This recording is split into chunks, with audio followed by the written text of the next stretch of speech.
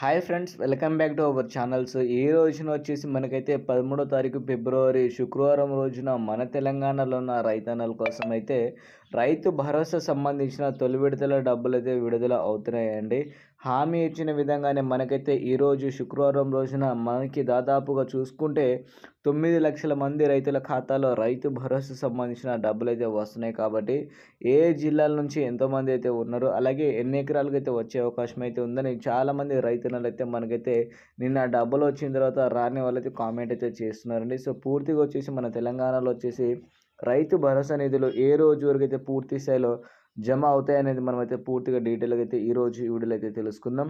ఎవరైతే రైతు భరోసా కోసం ఎదురు చూస్తున్న రైతన్నలు ఉంటారో వీడియోని మాత్రం మీరు లాస్ట్ వరకు చూస్తే మీకు రావాల్సిన డబ్బులు ఏ రోజు ఎంతమంది రైతుల ఖాతాలో పడుతున్నాయి, అలాగే కొంతమందికి డబ్బులు వచ్చిన తర్వాత కూడా రాలేదని చెప్తున్నారండి. ఎందుకంటే బ్యాంకులో వాళ్ళు చెక్ చేయకముందే రాలేదంటున్నారు. సో ఒక్కసారి మనమైతే పూర్తి వివరాలు అనేది మనమైతే ఈరోజు ఈ వీడియోలో అయితే మనమైతే మాట్లాడదాం. కాబట్టి వీడియో మాత్రం మీరు ఎక్కడ స్కిప్ చేయకుండా పూర్తిగా ఎండ్ వరకు చూడండి.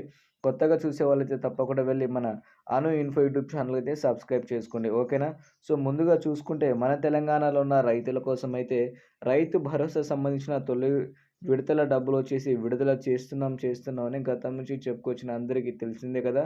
సో చెప్పిన తర్వాత కూడా రైతులకైనా డబ్బులు వచ్చిందా అంటే మనకి ఫిబ్రవరి కాకుండా వచ్చేసి జనవరిలో దాదాపు 27వ తారీఖున ప్రారంభించారు. కాబట్టి ఆ రోజులో వచ్చేసి మాత్రం అరెకరం కలిగిన రైతులు ఎవరైతే ఉన్నారో వారికి మాత్రమే ఈ రైతు భరోసా సంబంధించిన డబ్బులైతే వచ్చిందండి. మళ్ళీ 28వ తారీఖున రాలేదు. సో ఇప్పుడు మనకైతే ఫిబ్రవరి 13వ తారీఖున దాదాపుగా చూసుకుంటే మన తెలంగాణలోనే 9 లక్షల మంది రైతుల ఖాతాలో డబ్బులు జమ చేశామని చెప్పారు.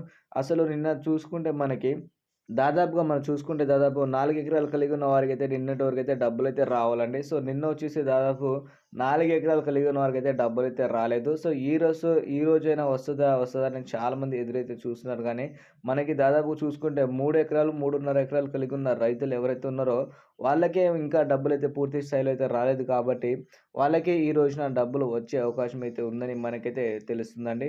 అదేవిధంగా రైతు భరోసా వచ్చినా రాకున్నా సరే మీరు ఎలా తెలుసుకోవాలనుకుంటే ఒక్కసారి మీరు బ్యాంక్‌లో వచ్చేసి మీ బ్యాంక్ బ్యాలెన్స్ అనేది చెక్ చేసుకొని, అలాగే మీ అకౌంట్ అనేది యాక్టివేషన్‌లో ఉందా లేదా అని చూడండి. ఎందుకంటే చాలామంది రైతన్నలకైతే నిన్న వచ్చేసి డబ్బులైతే రావడం అయితే జరిగిందండి. కానీ మెసేజ్ అయితే చాలా తక్కువ మందికైతే రావడం అయితే జరిగింది బ్యాంక్ నుంచి.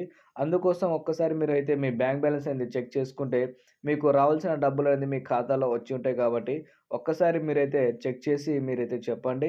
అలాగే ఈ రోజున వచ్చేసి 3 ఎకరాల పై ఉన్న ఎవరైతే రైతులైతే ఉన్నారో వాళ్ళకైతే రైతు భరోసా సంబంధించిన డబ్బులైతే వచ్చే అవకాశం అయితే ఉంది. 4 ఎకరాలు కలిగి ఉన్న రైతులకైతే చాలా తక్కువ మందికైతే వచ్చే అవకాశం అయితే ఉందండి.